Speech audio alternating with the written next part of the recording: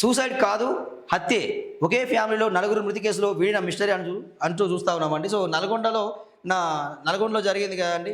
So ఇక్కడ ఒకే ఇంట్లో 4 dead బాడీలు 4 రోజులుగా అక్కడే కులిపోయి పడి ఉన్నాయి. సో ఆ కేసు ఎట్టకేలకు మాత్రం పోస్ట్ మార్టం రిపోర్ట్ వచ్చింది. సో పోస్ట్ మార్టం రిపోర్ట్ వస్తే డెడ్ బాడీల పైన కత్తి ఘాట్లు, తలపై తీవ్ర గాయాలున్నాయి. హత్య అని తేల్చిన పోస్ట్ మార్టం రిపోర్ట్.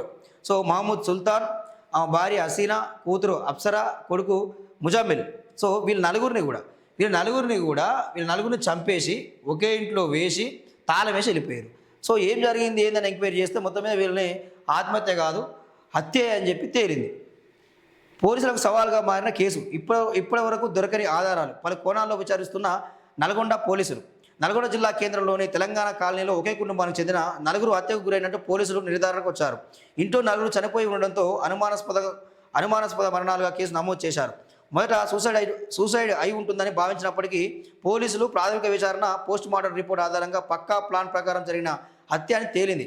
నల్గొండకు చెందిన మహమ్మద్ సుల్తాన్ ప్రకాశం బజార్లోని లేదర్ షాప్లో పనిచేస్తున్నాడు. అతని భార్య హసీనా ఒక ప్రైవేట్ స్కూల్లో టీచర్గా పనిచేస్తుంది. సుల్తాన్ మొదటి భార్య చనిపోవడంతో కొన్నేళ్ల కిందట హసీనాను రెండవ వివాహం చేసుకున్నాడు. సుల్తాన్ మొదటి భార్య పిల్లలైన ముజామిల్, కూతురు అప్సరా వీరితోనే ఉంటున్నారట మనం చూస్తూ ఉన్నామండి. సో చాలా వరకు అనుమానాలు దారి తీసుకొచ్చే విషయం ఏంటంటే, సో ఆర్థికపరమైన ఏమైనా గొడవలు ఉన్నాయా అనే అంశంలో చాలా వరకు గొడవలు జరుగుతూ ఉన్నాయి. సో మొన్న ఇక్కడ మహమ్మద్ సుల్తాను, హసీనా ఇద్దరు భార్యాభర్తలు, ఆయన రెండో వివాహం చేసుకున్నాడు.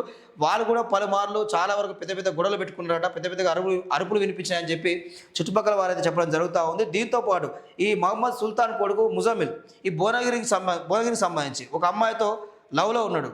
సో వాళ్ళకు తరచుగా గొడవలు జరుగుతున్నాయట. సో వాళ్ళకు సంబంధించి బంధువులు ఏమైనా వచ్చి, ఆ అమ్మాయి వాళ్ళ బంధువులు ఏమైనా వచ్చి అతేష్ ఉంటారా అని చెప్పేసి ఆ కోణంలో కూడా విచారణ జరుపుతూ ఉన్నారు.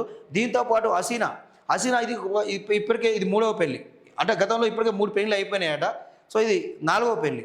సో ఆ మాజీ భర్తలతో ఏమన్నా థ్రెట్ ఉన్నదా, వాళ్ళతో ఏమైనా గొడవలు జరిగినాయా, వాళ్ళతో ఏమైనా ఆర్థికపరమైన ఇబ్బందులు ఉన్నాయా, వాళ్ళు ఏమైనా కోపం పెట్టుకొని కానీ వాళ్ళు ఇక్కడ కలిసి ఏమైనా వచ్చి వాళ్ళు మర్డర్ చేసి వెళ్ళిపోయిర్రా అనే కోణంలో అయితే పెద్దగా విచారణ జరుపుతూ ఉన్నారు. సో ఈ విచారణలో బయటపడే అవకాశం అయితే ఉందిగా. సో ఇక ఏం జరిగింది మొత్తం మీద అయితే హత్య అని చెప్పి తేలిపోయింది. ఆత్మహత్య కాదు, హత్య అని చెప్పి తేలిపోయింది. సో ఎవరు చేశారు, ఎందుకు చేశారు, కారణం ఏంది అనేది తేలాల్సిన అవసరం అయితే ఉన్నది ఈరోజు.